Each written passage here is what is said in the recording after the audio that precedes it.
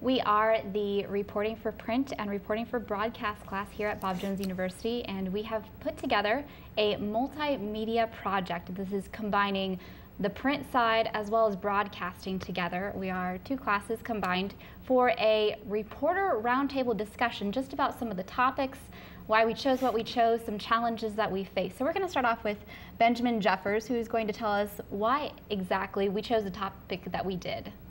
Yes, when Ms. Solomon approached us about our multimedia project, she told us to come up with some ideas to brainstorm, and we went through several different ones, and we finally settled on the topic of biking in Greenville. Since Greenville is such an active type city, they've called themselves Bikeville. They're pushing for more biking. We figured in order to capture that spirit, we wanted to do like a multimedia project with video and with print and with pictures.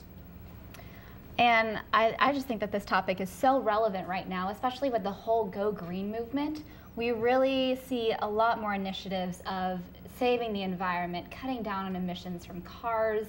But then Greenville is a pretty expansive community, so there's lots of room for, hey, if you want to get somewhere quicker but you don't want to use a car, why not grab a bike? Yeah. That's something that I kind of found a lot of people were very interested in, is getting around faster without having to use a car. And Greenville is also busy, so parking sometimes can become an issue. So I feel like it's a very relevant topic for the people here in Greenville. I think the City Council just voted to encourage and promote May is National Bike Month, so our articles just came out the right time. Perfect. So yeah, it's pretty interesting how it all kind of comes together. But we didn't just talk about biking in Greenville, we also went out further from Greenville, Travelers Rest. We focused on a couple trails that kind of go throughout the upstate. Swamp Rabbit is one of them. What's nice about the Swamp Rabbit Trail is it actually connects just all those different places, connects Travelers Rest with downtown and then goes to Lake Conassee actually, which is a great place to bike as well. I know they kept kind of talking about, when I talked to people about it, they kept referring to Travelers Rest and the Swamp Rabbit Trail. So apparently this is a really big deal for them, especially having it paved. So it was definitely something that I think the unique location about Greenville, one of the things that made the story I think interesting to people is the fact that they were able to. Greenville's ideally suited for bikers of any stripe. Like you got street bikers, mountain bikers. The mountains are just not even maybe a 20-minute drive away or something like that. So it's definitely something I think there's a considerable amount of interest in it within the community and even within the state, even though the state by and large doesn't necessarily endorse biking. But as you said, Greenville is very, very interested in promoting this sort of thing. Yeah, something that connects everybody in Greenville, I think. I'd agree with that. But then not only did we find some of these really interesting facts out, there were some challenges that I feel like we all faced kind of coming into this from the print side, broadcast side. Asher, what were some of the challenges that you particularly thought, especially from the print side of things? Print side, just especially finding people who were willing to talk. It was just hard getting those initial interviews.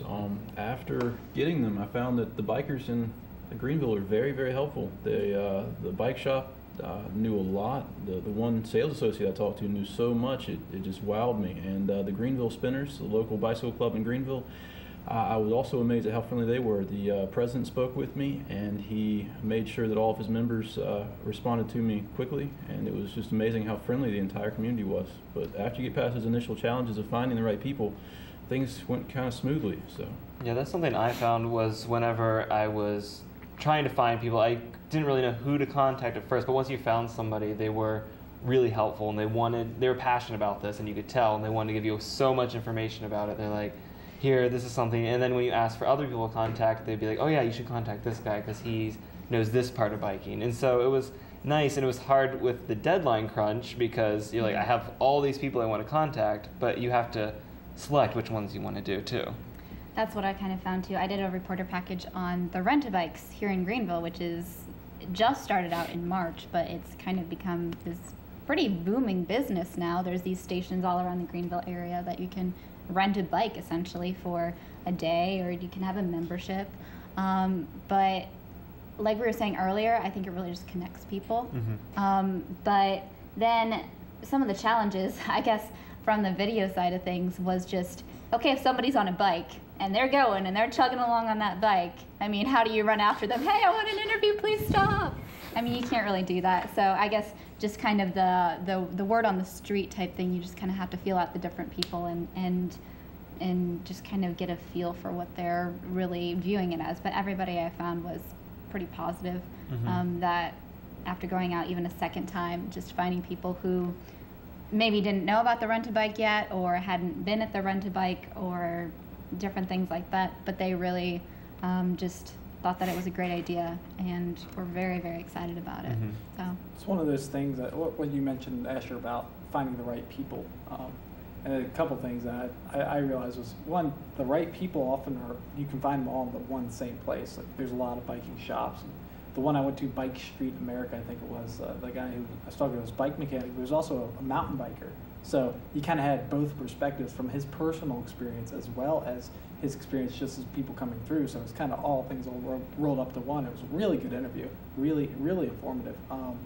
Another thing I think that I found was like with this story, most stories you can kind of, by and large, find people, depending on what your topic is, you know, things that you ordinarily wouldn't think about aren't really a big deal. But in this case, if you're looking for a biker, or you would like to find a biker out and about, you have to consider weather. I remember one day I was sitting there and I was thinking, okay, I'm going to go out and get this interview, and I was going to think about, I was like, I'm going to find a biker, I'm gonna, it's kind of a nice day, and then next thing I know, it's dumping rain, and I'm going, I'm not going to find anybody out in the rain, am I? So it was one of those, an eye-opening experience just to realize that, you couldn't just get your interview when you wanted it. You had to take some other factors into consideration. So it was I guess that would be one of the challenges, was you couldn't just, that sort of thing did matter. So.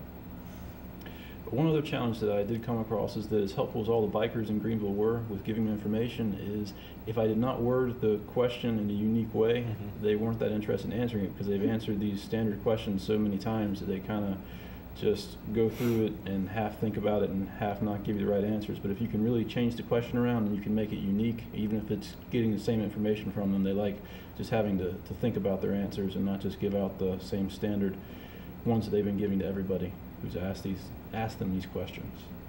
something that I found was really neat about this project, though, and just really getting into a biking community and learning kind of about these subcultures, I guess, that are in the Greenville area.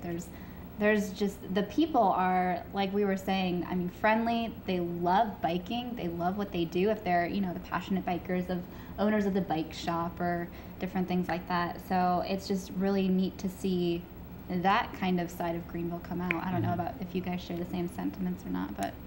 Where did you go, Jeremy?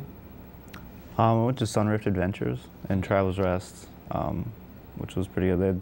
They knew a lot about just everything there. It was just kind of like the central hub for just where all the trails and everything go out. So it was a really good spot to just kind of figure out basically where everything was at and just where to begin. Yeah, there's so many bike shops in Greenville, Yeah. which is crazy because you have like the one for women downtown, you have a couple on Wade Hampton, so it's just, and like you said, each one's like a little niche for each thing. I think Hincapie has a lot to do with that as well here, too. I'm really happy, for one, that this project was required for us, because future journalism obviously headed towards the multimedia journalist, backpack journalism. You have to know how to do everything. You have to be able to get something on the web and then also put it into a print story, and then also maybe turn it into a video story, even if you just have still photographs or if you take some video from your iPhone. So just everything coming together and just knowing how to work with different aspects of each just really solidified everything in my mind. I thought it was a great project. Yeah, just want to thank you all for checking out this multimedia project. Everything online is going for video as well as print and pictures, so this was a great experience for us. I know, me personally, knowing to word things so that it would connect with another story in the multimedia project, and it was a great experience.